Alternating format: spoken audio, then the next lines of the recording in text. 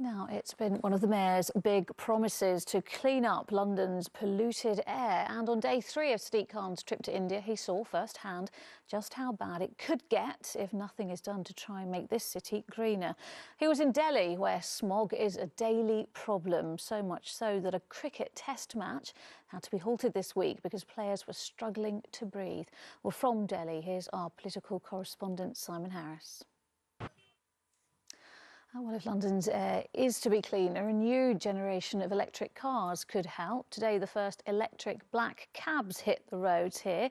The new look models meet the Mayor's zero-emission demands for new vehicles, but their cost and the lack of charging points mean not all taxi drivers are yet to be convinced. Mark McQuillan reports. But first, there is nothing that angers commuters more than the price of their train ticket going up when they feel the standard of service.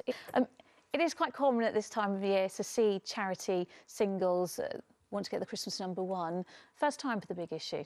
Tell me how it came about. Yes, first time. Well, actually, it was. It wasn't meant to be a Christmas. The sentiment behind it really is relevant at this time of year, isn't it? Tell me a bit more about it. It is because it wasn't. Since you were in here the last time, we've of course had the autumn budget statement. There was this commitment completely by 2027.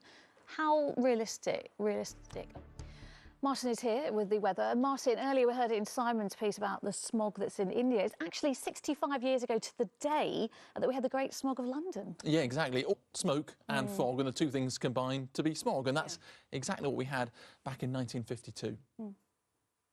And it's also what triggered the Clean Air Act, which came in 4 years later, the problem.